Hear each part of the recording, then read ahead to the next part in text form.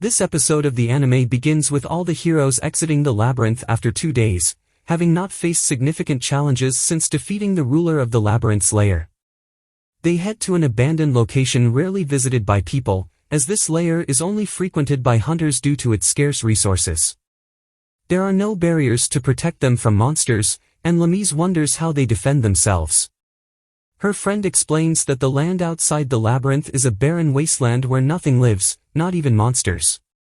The bear leader informs them that there are many aspects of the caves beyond their understanding, such as the current surge in rulers appearing in different layers.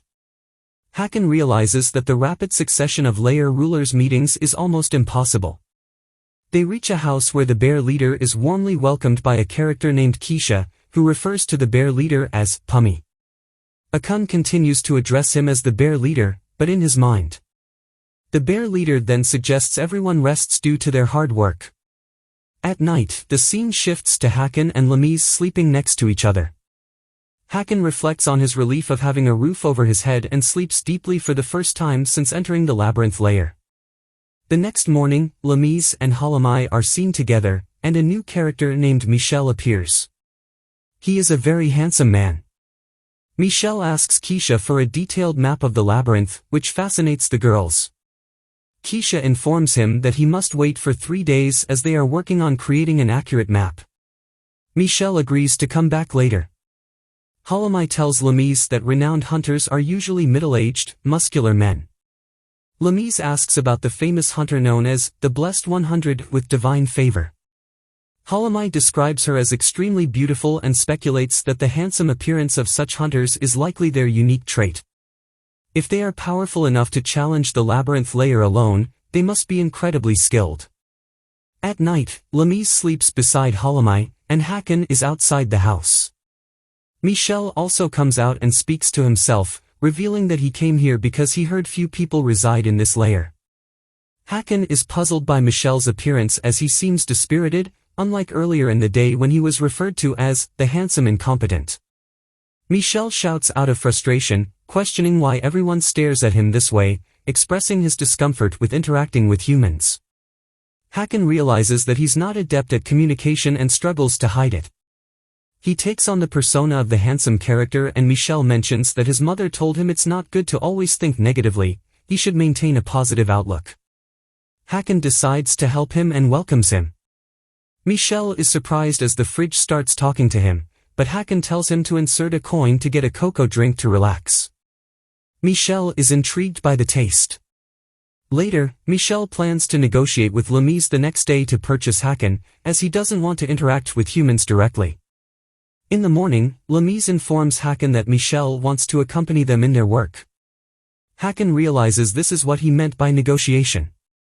The scene shifts to Lamise, Hakan, Michel, and Hanbaiki heading towards the labyrinth, with Hanbaiki happy to have a skilled hunter with them. Michel chuckles at her words. The bear cub tells him to take up the role of the isolated Black Flash in the rear guard. Lamise asks Hanbaiki how long they'll be in this turn, and she estimates at least 3 weeks based on Hakan's observations. Michel is astonished and heads back, stating he'll be the rear guard for safety. Hakan understands that this is a communication issue. Later that night, when everyone is resting, except for Michel who is still awake, he thinks about his interactions with the girls from the gluttonous troupe. He tried his best to maintain composure in front of them and looks at Hakan with relief, as they all know they'll be fine with Hakan's vigilance. He reflects on his magical tool set, realizing that it may possess a mind of its own. At this moment, Hakan startles Michel as he approaches. Michel is surprised since he thought he was alone. Hakan takes the delicious drink from him, and Michel continues to speak to himself, feeling that shopping usually makes him tense. After a week has passed, Hakan and the group wander together, and there haven't been any battles during this time. These days have passed smoothly. However, on this day, Hakan senses that Lamise is feeling somewhat unwell. He asks Hanbaiki about her health, and she mentions that Lamise seemed exhausted yesterday. He suggests Lamise to let him ride on the cart if she can't carry him, but she assures him she's okay.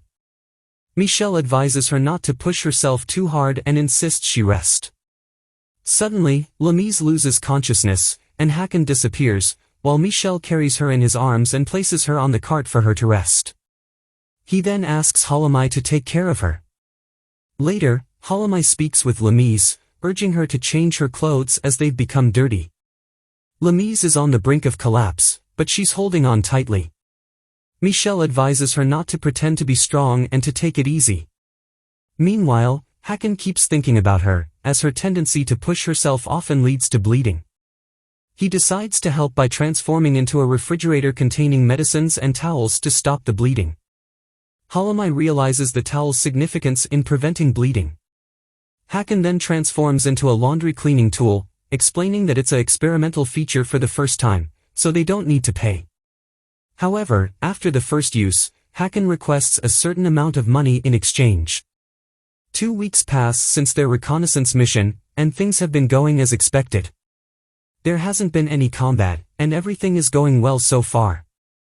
According to Hanbaiki's estimation, they should reach a village in the labyrinth layer within 3 days. Lamise has regained good health, and Michel is now eating with them and blending in with the group. Michel talks with Lamise about Hakan, recognizing him as an exceptional magical tool. Lamise confirms this and mentions that his food and drinks are delicious. Additionally, he provides various useful and unique tools.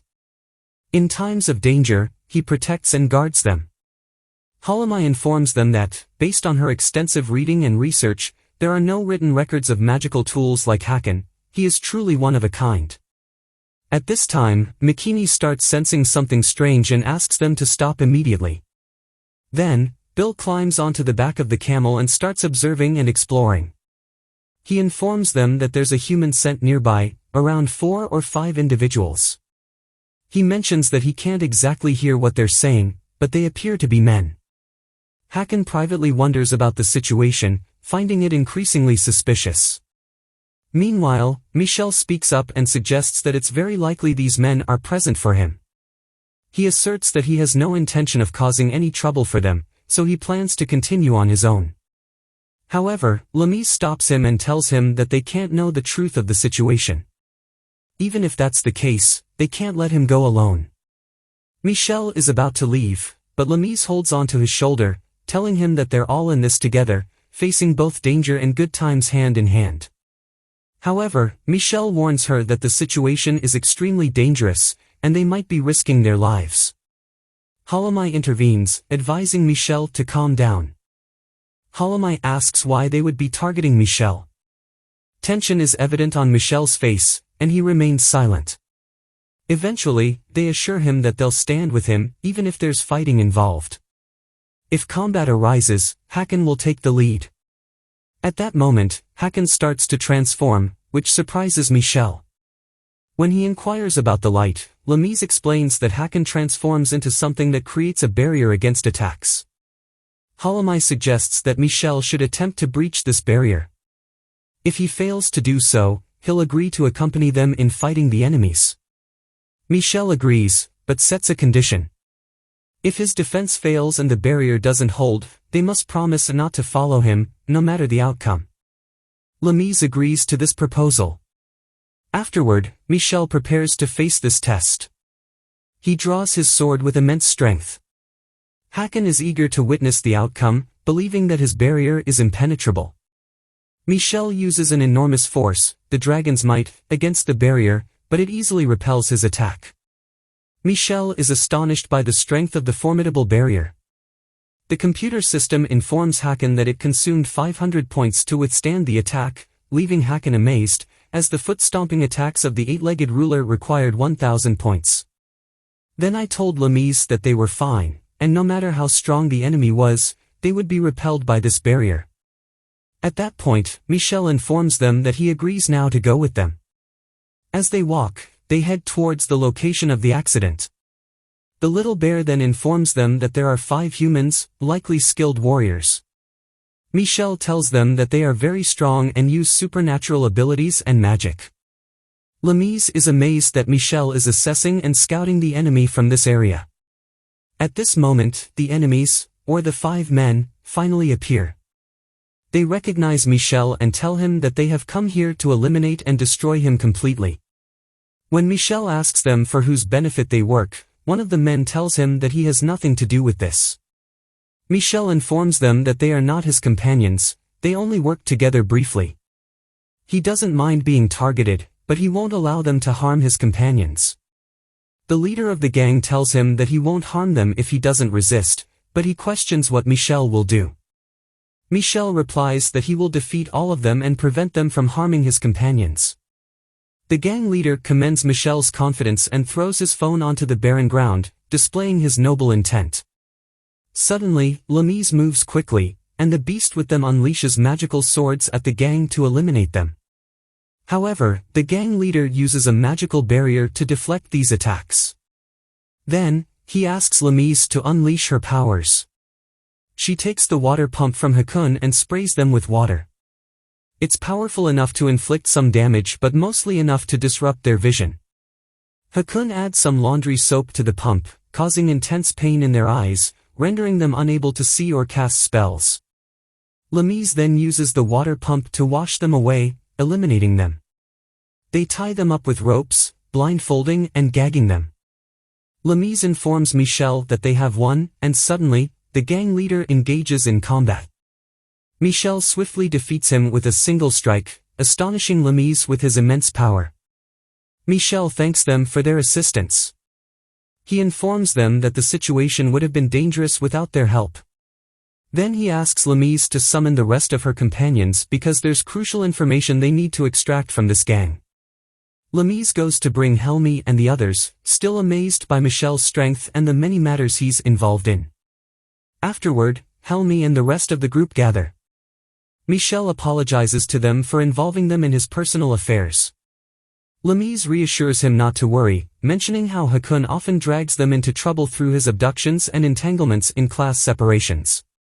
Hakun tries to apologize to them for all the trouble he's caused, uttering a simple, sorry. Then, Michel tells them that he can't reveal all the details, but there's a reason this gang targeted his life. He believes that if they travel with him, their lives will be in danger.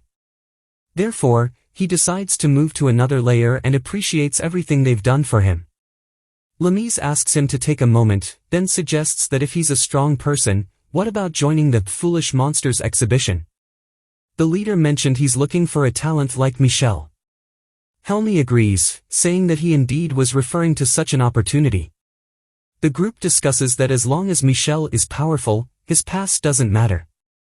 Nobody in the group is free from chaos anyway. Michel asks them if the Foolish Monsters exhibition is the renowned monster hunter group. Lamise confirms that it is indeed the same. They all find each other intriguing and Helmi proposes talking to them instead of dwelling on the matter. Michel says he'll plan to communicate with them, suggesting they might meet again. He then leaves, and as he departs, he reflects on his annoyance. Foolish Monsters exhibition members admire people he doesn't know. He can't bear that feeling. The scene now shifts to Hakun. After completing their task, they return to the layer of the clear flow lake after a long absence. Hakun is surprised to find that the young man thinks he's been in the village for over a week, selling products to the villagers. In reality, after the restaurants, they imitated Hakun's idea to attract more customers. Using the same concept, they set up a shoddy system. Lamise tries the taste of this restaurant and finds it extremely bad.